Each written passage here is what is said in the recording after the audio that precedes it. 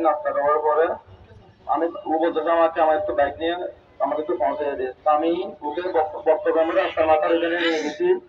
নিয়ে যাওয়ার পর ও একটু আমাকে ভিতরে ঢুকাই দিই। ভিতরে ঢুকানোর পর 10-12 জন এসে অস্ত্র বাড়ি অস্ত্র নিয়ে আমাকে মাথার মধ্যে ধরে আমাকে পাহাড়ের মুখের মধ্যে গামছা দিয়ে বেঁধে পাহাড়ের ভিতরে নিয়ে যায়। নিয়ে যাওয়ার পর আমাকে বুধবার 9টায় নিয়ে গেছে। ওই দিন থেকে 9টার পর থেকে আমার চোখ বন্ধ ছিল।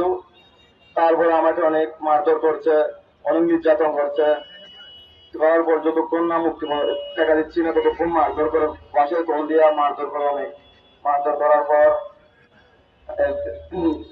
সোমবার 5টার সময় আমাদের মুক্তি টাকা দিয়া আমাকে ওরা এখান থেকে মুক্তি দিয়েছে।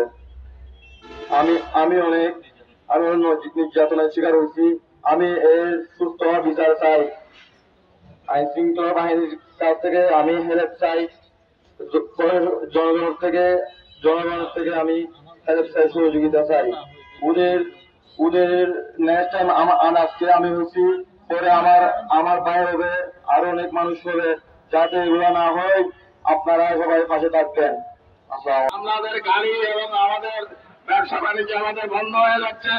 আমরা যেহেতু আর্থিকভাবে আমরা এখন খুব কষ্টতে আছি, যেহেতু আমরা রোহিঙ্গা সন্ত্রাসী যারা অপহরণ করে নিয়ে যাচ্ছেন, আমাদের এখানকার যারা সন্ত্রাসী এবং তাদের সাথে জড়িত আছেন তাদেরকে আমরা আহ্বান জানাচ্ছি, আপনারা অতি সত্ত্বে আমাদের এই মানববন্ধনের ইয়েতে নিয়ে আপনারা বন্ধ হয়ে যান।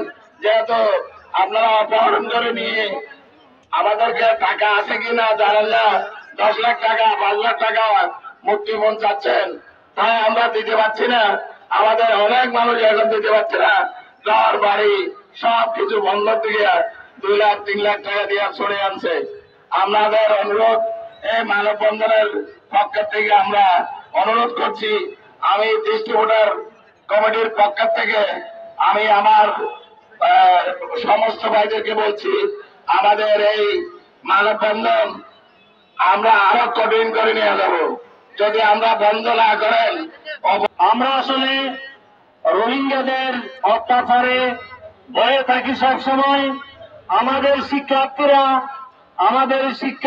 ছাত্রীরা বাসা থেকে স্কুল থেকে আবার বাসা যাওয়ার আগ পর্যন্ত তাদের মা বাবারা চিন্তিত থাকে, দুশ্চিন্তা থাকে। এই দুশ্চিন্তা থেকে মুক্তির জন্য আমরা সবাই এগিয়ে আসি, আমরা সবাই সচেতন হই। এই রোহিঙ্গাদের অত্যাচার থেকে আমরা রক্ষা পাই। আমরা সচেতন হলেই আমাদের মুক্তি। সবাইকে সচেতন হওয়ার আহ্বান জানিয়ে আমার সংক্ষিপ্ত অগ্রাধিকার নিশ্চিত করে সশস্ত্র বাহিনী নিয়ন্ত্রণ করতে হবে।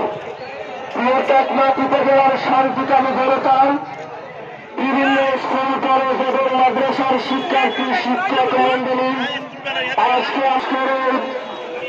মানববন্ধনে জনসমাবেশে অভিনয় হামগজ্য